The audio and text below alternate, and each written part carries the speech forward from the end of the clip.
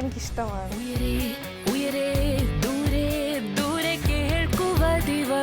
ശബ്ദം എൻ്റെ സ്കൂൾ എനിക്കിഷ്ടമാണ്.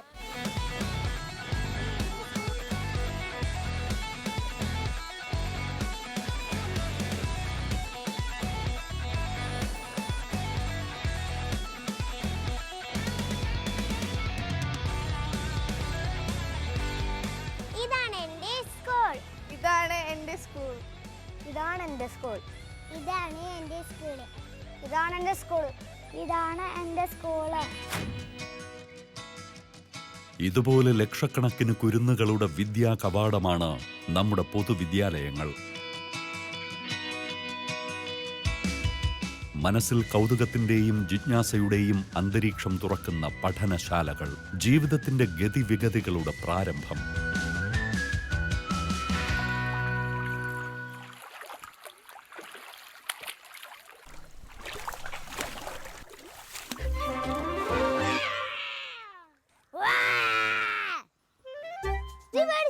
ഇല്ല, നിന്നെ ഈ വെള്ളത്തിൽ കൂടെ ഒരു പാമ്പ് കടിക്കാൻ വന്നാ നീ പേടിക്കില്ലേ? ഞാൻ ഓടിക്കളയാ, അപ്പൊ പാമ്പിനെ പിടിക്കാൻ പറ്റൂലല്ലോ. അപ്പൊ നിന്നെ ഒരു പട്ടി അടിക്കാൻ വന്നാലോ? ഞാൻ കല്ലെടുത്തെറിയും. സിമ്പിൾ.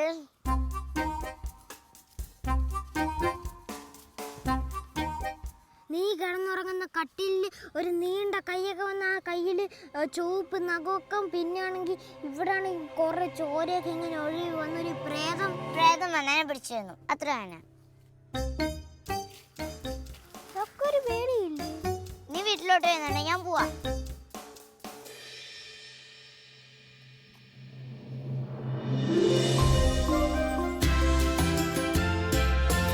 ഇങ്ങനെ ആത്മവിശ്വാസത്തോടെ ജീവിതത്തിലേക്ക് കടക്കാനും ചരിത്രബോധവും മാനവികതയും ശാസ്ത്രബോധമുള്ളവരുമായി വളരാനുമാണ് നമ്മുടെ നാട്ടിൽ എല്ലാവർക്കും സൗജന്യവും നിർബന്ധവുമായ വിദ്യാഭ്യാസം ഉറപ്പാക്കിയിരിക്കുന്നത്. അതിന്റെ അടിസ്ഥാനത്തിൽ ആത്മവിശ്വാസത്തോടെ മുന്നേറാനുള്ള ഉറപ്പാണ് ഓരോ ക്ലാസ് മുറികളിലും കുട്ടികൾക്ക് കഴിഞ്ഞ 9 വർഷമായി സംസ്ഥാന സർക്കാർ നൽകി വരുന്നത്.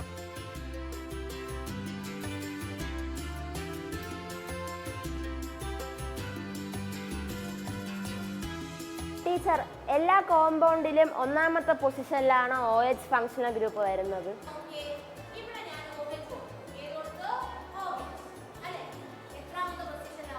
ഇത്രയും നല്ല സൗകര്യമുള്ള ഒരു സ്കൂളിൽ പഠിക്കാൻ പറ്റുക എന്നുള്ളത് ഒരു ഭാഗ്യമായിട്ടാണ് ഞാൻ കരുതുന്നത്. ഞങ്ങൾ കുട്ടികൾ തന്നെയാണ് ടൈപ്പ് ചെയ്ത് ഡിസൈൻ ചെയ്തും മാഗസിനിൽ ഞങ്ങളുടെ കഥയും കവിതയും ഇതിൽ വെച്ചിട്ടുള്ളത്. ഈ സ്കൂള് എനിക്ക് ഒത്തിരി ഇഷ്ടമാണ്.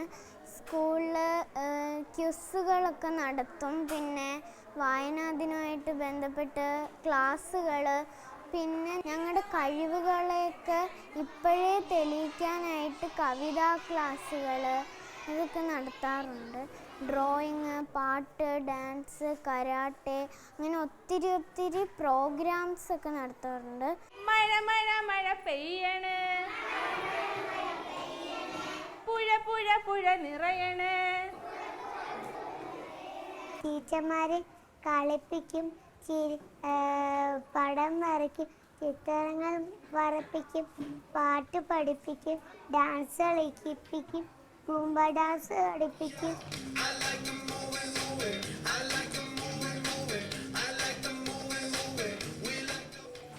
പണ്ടൊക്കെ സ്കൂളിലേക്ക് വരുമ്പോൾ ആദ്യം പാഠപുസ്തകങ്ങളായിരുന്നു ആരംഭിക്കുന്നത്. ഇപ്പോൾ പാഠപുസ്തകങ്ങൾ ആരംഭിക്കുന്നതിന് മുന്നോടിയായിട്ട് പാട്ട് കഥ, അവർക്ക് ഇഷ്ടമുള്ള പാട്ട് കഥയിലൂടെയാണ് പാഠങ്ങൾ ആരംഭിക്കുക. പാഠം തുടങ്ങിയെന്ന് തന്നെ കുട്ടികൾക്ക് അറിയാൻ പറ്റുന്നില്ല. അങ്ങനെയാണ് നമ്മൾ പാഠാവതരണം നടത്തുന്നത്.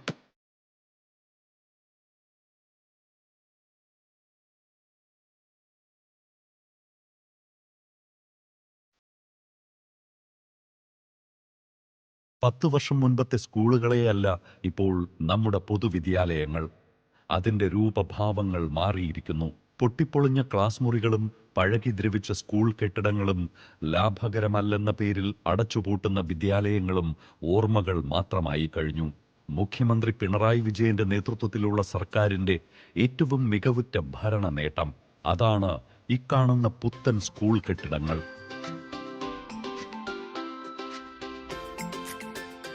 കിഫ്ബിയിലൂടെ 2460 കോടി രൂപ ചെലവിൽ 973 കെട്ടിടങ്ങൾ നിർമ്മിക്കുന്ന സർക്കാർ അടിസ്ഥാന വികസന രംഗത്തു മാത്രം 5000 കോടി രൂപയുടെ വികസനമാണ് യാഥാർത്ഥ്യമാക്കിയത്.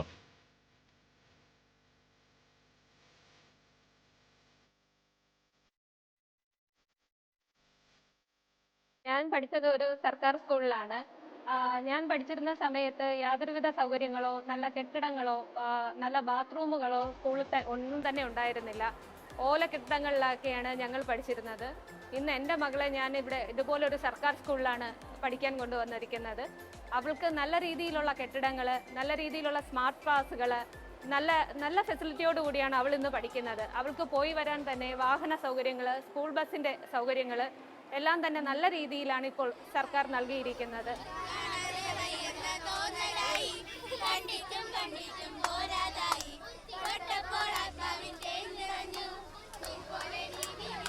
ഞാൻ പഠിക്കുന്ന സമയത്ത് ഉള്ള സൗകര്യം എന്ന് പറഞ്ഞാൽ നമ്മൾ ചെറിയ ചെറിയ ക്ലാസ് റൂമാണ്, ഇത്രയൊന്നും വലിയ സൗകര്യമൊന്നും ഉണ്ടായില്ല. അപ്പോൾ അതനുസരിച്ച് നോക്കുമ്പോൾ ഇന്നത്തെ കുട്ടികൾക്ക് വിദ്യാഭ്യാസത്തിൽ മാത്രം നല്ലൊരു മുൻതൂക്കം കാണുന്ന പറഞ്ഞാൽ എല്ലാ വിദ്യാഭ്യാസ സ്ഥാപനങ്ങളിലും ഞാൻ കാണുന്നിടത്തേക്ക് നല്ല മെച്ചപ്പെട്ട വിദ്യാഭ്യാസം കൊടുക്കാൻ പറ്റുന്നുണ്ട്. കാരണം അതൊരു മാറ്റം കാണുന്നുണ്ട്. കാരണം എനിക്കിപ്പോൾ 59-60 വയസ്സായി. അപ്പോൾ എൻ്റെ വിദ്യാഭ്യാസവും ഈ കാണുന്ന വിദ്യാഭ്യാസം തമ്മിൽ ഒരുപാട് വ്യത്യാസമുണ്ട്. കേരളത്തിൽ പഴയകാലത്ത് സാമ്പ്രദായിക രീതിയിലുള്ള വിദ്യാഭ്യാസ ക്രമം നിലനിന്ന ഒരു ഘട്ടത്തിൽ കേരളത്തിലെ പൊതുവിദ്യാലയങ്ങളുടെ അവസ്ഥ വളരെ പരിതാപകരമായിരുന്നു. വിദ്യാഭ്യാസത്തിൻ്റെ കാലഘട്ടം ആവശ്യപ്പെടുന്ന രീതിയിലുള്ള മാറ്റങ്ങളോട് കൂടിയുള്ള ഒരു വലിയ മുന്നേറ്റത്തിനാണ് പൊതുവിദ്യാഭ്യാസ സംരക്ഷണ യജ്ഞത്തിലൂടെ നമ്മുടെ നാടിനകത്ത് വലിയ മാറ്റങ്ങൾക്ക് തുടക്കം കുറിച്ചിരിക്കുന്നത്. നമ്മുടെ സ്കൂൾ ഇപ്പോൾ ഹൈടെക് നിലവാരത്തിലേക്ക് ഉയർന്നുകൊണ്ടിരിക്കുകയാണ്. അപ്പോൾ നമുക്ക് ആദ്യം ക്ലാസ് മുറികളെ കുറിച്ച് പറയാം. അപ്പോൾ അതിലെ പ്രധാന അട്രാക്ഷൻ തന്നെ ഈ IFB പാനലും അതുപോലെ തന്നെ വൈറ്റ് ബോർഡും ആണ്. IFB പാനലിൽ നമ്മുടെ ന്യൂ സിലബസ് അനുസരിച്ചിട്ടുള്ള പലതരം ക്രമീകരണം അവിടെ നടത്തിയിട്ടുണ്ട്. അതുപോലെ തന്നെ അതിലെ പഠന പ്രവർത്തനങ്ങളും ന്യൂ ആക്ടിവിറ്റീസ് ഒക്കെ നമുക്കും ടീച്ചർമാർക്കും ഒരുപോലെ ഉപയോഗിക്കാൻ പറ്റുന്ന രീതിയിലാണ് അതിൽ ക്രമീകരിച്ചിട്ടുള്ളത്. പിന്നെ അടുത്തതായിട്ട് ബയോഡൈവേഴ്സിറ്റി പാർക്കാണ്. ഒരു ധാരാളം കെട്ടിടങ്ങൾക്കൊടുവിൽ ഒരു പച്ചപ്പ് എന്ന രീതിയിലാണ് അവിടെ ഉള്ളത്. അതുപോലെ തന്നെ പലതരം സ്പീഷീസുകളെ കുറിച്ച് നമുക്ക് മനസ്സിലാക്കാനും അതിന്റെ പരിപാലനത്തിന്റെ രീതികളും നമുക്ക് മനസ്സിലാക്കാൻ സാധിക്കുന്നുണ്ട്. പിന്നെ ഇവിടെ വിശാലമായ കളിസ്ഥലങ്ങളുണ്ട്. അവിടെ ഹോക്കി, ഫുട്ബോൾ, ബാഡ്മിന്റൺ എന്ന പലതരം കോച്ചിങ്ങുകൾ അവിടെ നടക്കുന്നുണ്ട്. അപ്പോൾ കുട്ടികൾക്ക് പാഠ്യേതര വിഷയങ്ങളിൽ മുന്നേറാൻ സാധിക്കുന്നുണ്ട്. ഇപ്പോൾ ഇവിടെ എല്ലാ സയൻസ് വിഷയങ്ങളെ കുറിച്ചുള്ള ലാബ് ഉണ്ട്. Zoology lab, chemistry lab, physics lab. തിരുവനന്തപുരത്ത് ഐസർ മാതൃകയിലുള്ള ലാബുകളാണ്. ഇപ്പോൾ ഓരോ കുട്ടികൾക്കും ഇൻഡിവിജ്വലായി ഇപ്പോൾ കെമിസ്ട്രി എക്സ്പെരിമെൻസും ഫിസിക്സ് എക്സ്പെരിമെൻസും ആട്ടെ എന്തായാലും ചെയ്യാൻ കഴിയുന്ന ഒരു ലാബാണ് ഇവിടെയുള്ള ഐസർ മോഡൽ ലാബ്. പൊതുവിദ്യാഭ്യാസ സംരക്ഷണ യജ്ഞത്തിനൊപ്പം പൊതുവിദ്യാലയങ്ങളുടെ അടിസ്ഥാന സൗകര്യങ്ങൾ മാത്രമല്ല, പഠന രീതികളും ഈ സർക്കാർ മാറ്റിയെടുത്തു.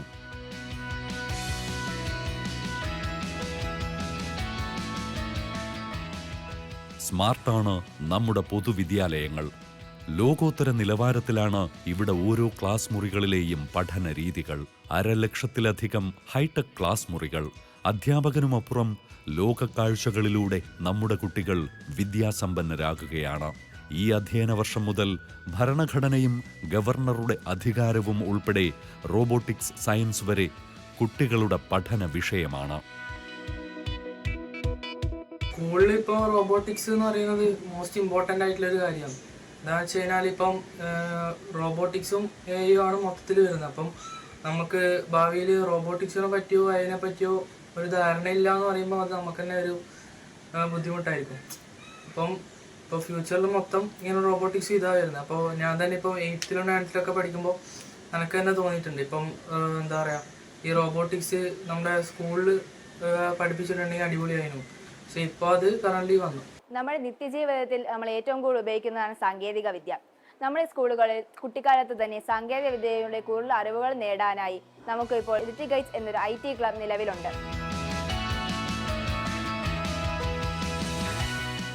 ഞങ്ങളുടെ ലിറ്റിൽ ഗൈറ്റ്സ് ക്ലാസ്സിൽ പഠിപ്പിച്ച റോബോട്ടിക് ക്ലാസ്സിൻ്റെ ബേസിലും ആർഡിനോ കിറ്റ് യൂസ് ചെയ്തും ഡെവലപ്പ് ചെയ്ത ഒരു ബ്ലൂടൂത്ത് കാറാണ് ഇത്.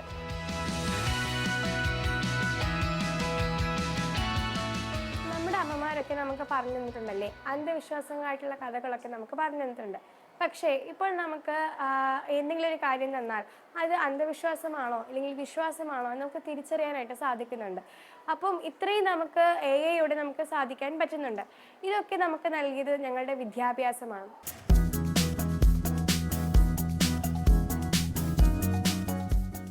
അധ്യാപകർക്കും വിദ്യാർത്ഥികൾക്കും നിർമ്മിത ബുദ്ധി AI പരിശീലനം നൽകുന്ന ഇന്ത്യയിലെ ആദ്യ സംസ്ഥാനം കൂടിയാണിപ്പോൾ കേരളം. ട്വിങ്കറിംഗ് റോബോട്ടിക്സ് ലാബുകൾ, റോബോട്ടിക്സ്, AI, 3D മോഡലിംഗ് പരിശീലനം, 4 ലക്ഷം അമ്മമാർക്ക് സൈബർ സുരക്ഷാ പരിശീലനം, ഇലക്ട്രോണിക്സ്, ഇന്റർനെറ്റ് സൈബർ സുരക്ഷ, മൊബൈൽ ആപ്പ് നിർമ്മാണ പരിശീലനം എന്നിവയിലെല്ലാം മാതൃക തീർക്കുന്ന കേരളം 210 സ്കിൽ ഡെവലപ്മെന്റ് സെന്ററുകൾക്കും തുടക്കം കുറിച്ചു കഴിഞ്ഞു. പൊതുവിദ്യാഭ്യാസ മേഖലയിൽ ഏറ്റവും പുതിയ സാങ്കേതിക സംവിധാനങ്ങൾ അതിൻ്റെ അക്കാദമിക് ചട്ടക്കൂടിനകത്ത് ഇരുന്നു കൊണ്ട് നടപ്പാക്കുന്നതിനാണ് കൈറ്റ് ശ്രമിച്ചുകൊണ്ടിരിക്കുന്നത്. 2020 കേരളം ഡിജിറ്റൽ വിദ്യാഭ്യാസ രംഗത്തെ സമ്പൂർണ്ണ സംസ്ഥാനമായി ബഹുമാനപ്പെട്ട മുഖ്യമന്ത്രി പ്രഖ്യാപിച്ചതിന് മുന്നോടിയായി 45,000 ക്ലാസ് മുറികൾ ഹൈടെക് ആക്കിയും 11,000 സ്കൂളുകളിൽ ഹൈടെക് ലാബുകൾ സ്ഥാപിച്ചും മാതൃക കാണിച്ച സംസ്ഥാനം കൂടിയാണ് കേരളം. സ്കൂളുകളിൽ അധ്യയന വർഷം ആരംഭിക്കുന്നതിന് മുൻപ് തന്നെ പാഠപുസ്തകങ്ങളും സൗജന്യമായി യൂണിഫോമും നൽകുന്ന സർക്കാരാണിത്. രാജ്യത്തിനാകെ മാതൃകയായി സൗജന്യ ഉച്ചഭക്ഷണ പദ്ധതിയും ചില സ്കൂളുകളിൽ പ്രഭാത ഭക്ഷണവും നൽകുന്ന ഇവിടെ പ്രീ പ്രൈമറി തൊട്ട് 8ാം ക്ലാസ് വരെ 26 ലക്ഷം കുട്ടികൾക്കാണ് പോഷക സമൃദ്ധി ഉറപ്പാക്കുന്നത്.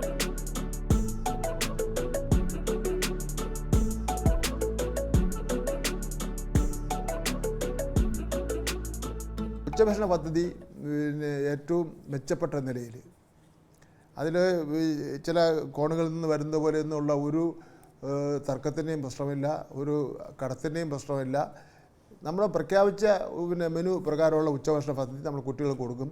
കുട്ടികളുടെ ആരോഗ്യം കേരള ഗവൺമെൻറ്റിനെ സംബന്ധിച്ചിടത്തോളം ഏറ്റവും പ്രധാനപ്പെട്ടതാണ്.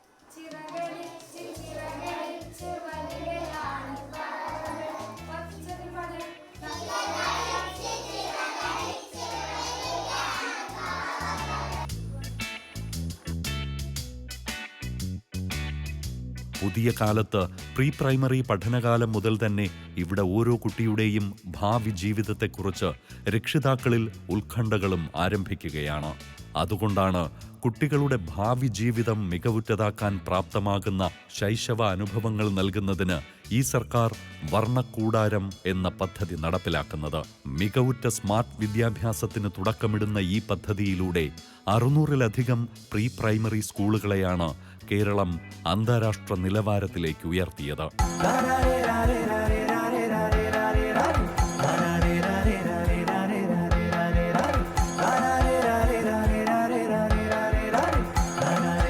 സമഗ്ര ഗുണമേന്മ വിദ്യാഭ്യാസ പദ്ധതിയുമായി ബന്ധപ്പെട്ട് പാഠ്യപദ്ധതി നവീകരിച്ചപ്പോൾ കുട്ടികളെ വിജ്ഞാനത്തിൻ്റെയും കൗതുകത്തിൻ്റെയും ലോകത്തേക്ക് നയിക്കത്തക്ക രീതിയിൽ, എന്നാൽ അവർ സ്വാഭാവികമായ അന്തരീക്ഷത്തിലാണ് പാഠങ്ങൾ കൈകാര്യം ചെയ്യുന്നത്. അവർക്ക് ഒരിക്കലും വിരസത ഉണ്ടാവുന്നില്ല.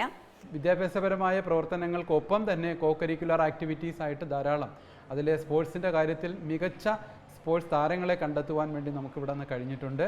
ഇപ്പോൾ നമ്മുടെ പുതിയ സംരംഭമായ സുംബ ഡാൻസ് നല്ല രീതിയിൽ പ്രാക്ടീസ് ചെയ്ത് നമുക്കിവിടെ ഫിസിക്കൽ എഡ്യൂക്കേഷൻ 2 ടീച്ചർമാരുണ്ട്. അവർ ചെറിയ കുട്ടികളെയും അതുപോലെ തന്നെ മുതിർന്ന കുട്ടികളെയും എല്ലാം നല്ല രീതിയിൽ പ്രാക്ടീസ് ചെയ്ത് ആ ഒരു ഡാൻസ് നന്നായിട്ട് പ്രാക്ടീസ് ചെയ്ത് കുട്ടികളെ പഠിപ്പിച്ചു വരുന്നുണ്ട്.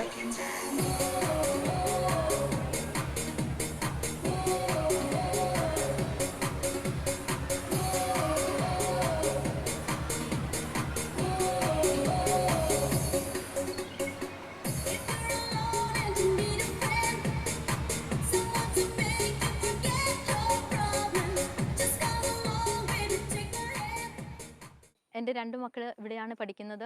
ഒരാൾ പഠിച്ചിട്ട് പോയി. ഇവിടെ മികച്ച അധ്യാപനമാണ് നടക്കുന്നത്.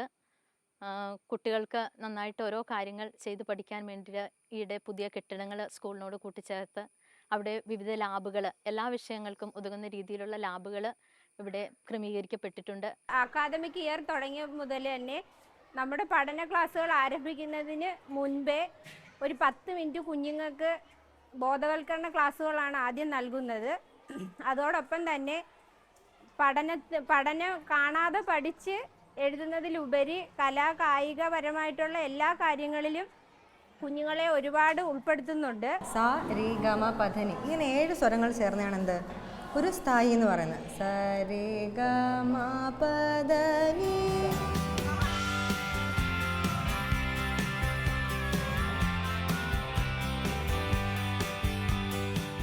ഹൈസ്കൂൾ തലത്തിലും കേരളത്തിൽ പഠനത്തിന്റെ വഴികൾ മാറുകയാണ്. 10ാം ക്ലാസ് വരെ ജനകീയ പങ്കാളിത്തത്തോടെ അക്കാദമിക നിലവാരം മെച്ചപ്പെടുത്തുന്നതിന് സബ്ജക്ട് മിനിമം മാർക്ക് പദ്ധതി നടപ്പിലാക്കിയ സർക്കാർ പരീക്ഷകൾ സമയബന്ധിതമായി സംഘടിപ്പിക്കാനും മൂല്യനിർണ്ണയം നടത്താനും പുതിയ സംവിധാനം സജ്ജമാക്കി. ഹയർ സെക്കൻഡറി പരീക്ഷാ നടത്തിപ്പ് കുറ്റമറ്റതാക്കാൻ 16 വർഷത്തിനു ശേഷം പുതിയ പരീക്ഷാ മാനുവൽ പുറത്തിറക്കി. രാജ്യത്ത് തന്നെ ആദ്യമായി ചോദ്യപേപ്പറുകൾ സ്വയം വിലയിരുത്തുന്നതിന് വിദ്യാർത്ഥികൾക്ക് അവസരം നൽകുന്ന കേരളം പത്രവായനയും പുസ്തകവായനയും കൂടി മൂല്യനിർണ്ണയത്തിന്റെ ഭാഗമാക്കി ഗ്രേസ് മാർക്ക് നൽകുന്ന പദ്ധതിയും നടപ്പിലാക്കുകയാണ്.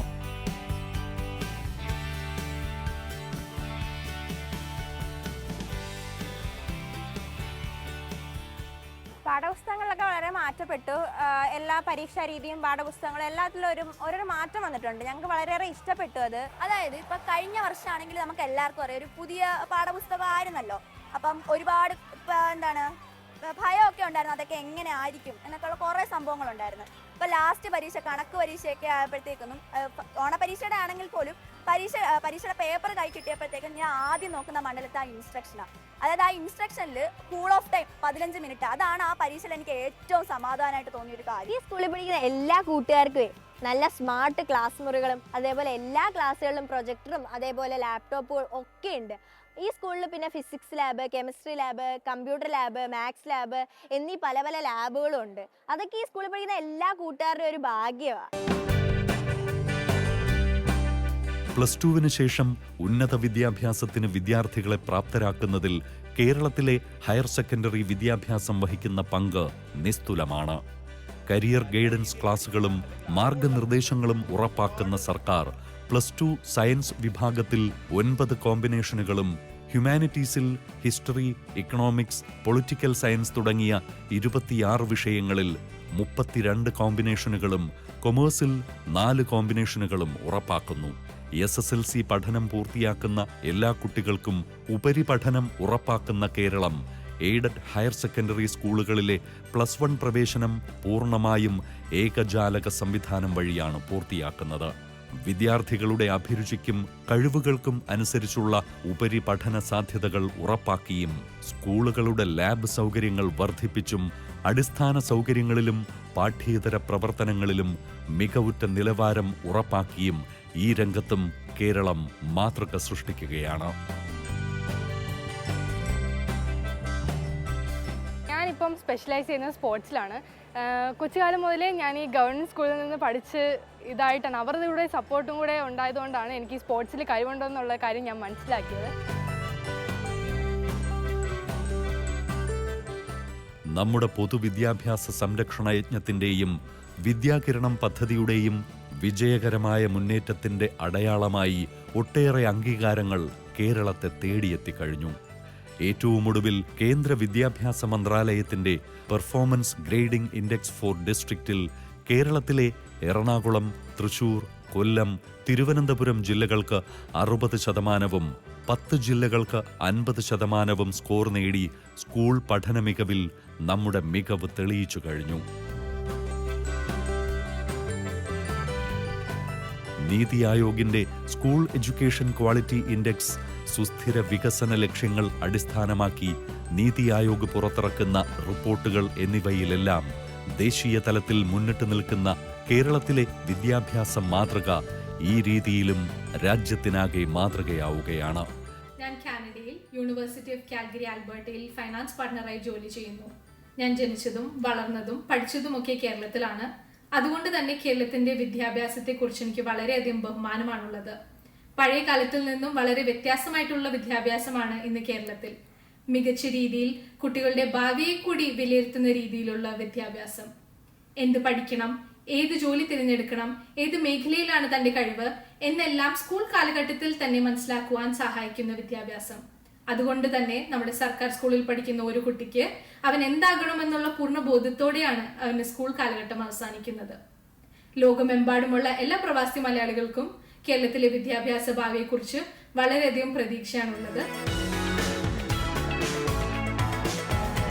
ഈ രംഗത്തെ മികവുകളുടെ തുടർച്ചയാണ് കുട്ടികൾക്ക് പൊതുവിദ്യാലയങ്ങളോടുള്ള താൽപ്പര്യങ്ങളുടെ വർധന.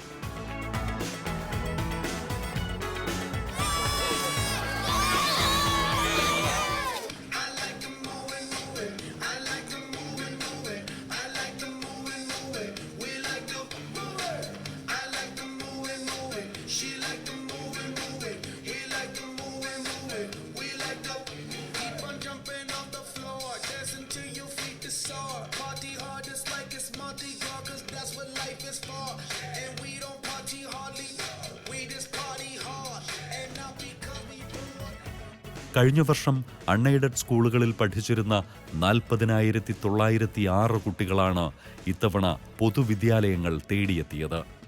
9 വർഷത്തിനിടെ പൊതുവിദ്യാലയങ്ങളിൽ ഉണ്ടായ സമഗ്ര വളർച്ചയുടെ അടയാളമായി 5-8 ക്ലാസുകളിലാണ് കൂടുതൽ കുട്ടികളും പ്രവേശനം നേടിയത്. 16,207 സ്കൂളുകളിൽ 3.74 ലക്ഷം ഡിജിറ്റൽ ഉപകരണങ്ങൾ വിതരണം ചെയ്തും അക്കാഡമിക് നിലവാരം ഉയർത്തുന്നതിനായി സമഗ്ര പദ്ധതി നടപ്പിലാക്കിയുമെല്ലാം പൊതുവിദ്യാലയങ്ങളിലെ കുട്ടികളുടെ സമഗ്ര വളർച്ച ഈ സർക്കാർ ഉറപ്പുവരുത്തുകയാണ്. കുട്ടികളെ പരാജയപ്പെടുത്തുക എന്നത് ഇടതുപക്ഷ ഗവൺമെൻറ് നയമല്ല. പക്ഷേ നിലവാരമുള്ള അക്കാഡമിക് നിലവാരം കുട്ടികൾക്ക് ഉണ്ടാവണമെന്നുള്ള കാര്യം നിർബന്ധമാണ്.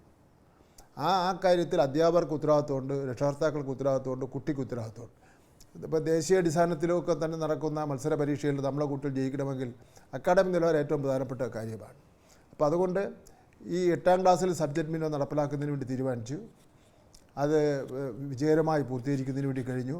ഈ വർഷം മുതൽ 5 മുതൽ 9 വരെയുള്ള എല്ലാ ക്ലാസ്സുകളിലും സബ്ജക്റ്റ് മിനിമം പരിപാടി നടപ്പിലാക്കുകയാണ്.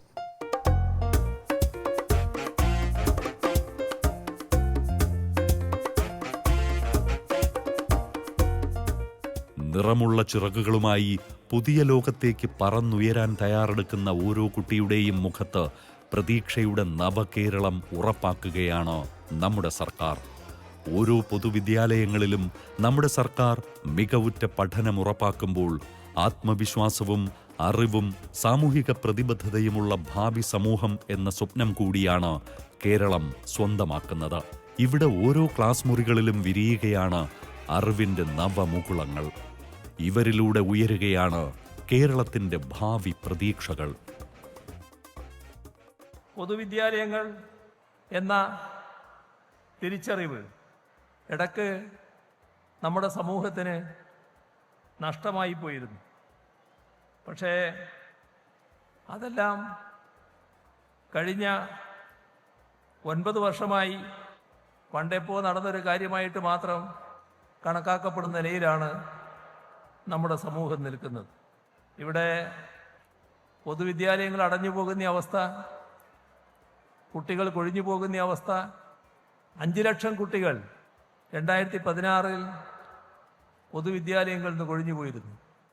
അതോടൊപ്പം 1000 സ്കൂളുകൾ അനാദായകം എന്ന പട്ടികയിൽപ്പെടുത്തി അടച്ചുപൂട്ടാൻ തയ്യാറെടുത്തിരുന്നു. ഇവിടെയാണ് മാറ്റം പൊതുവിദ്യാഭ്യാസ രംഗത്ത് കൊണ്ടുവന്നത്.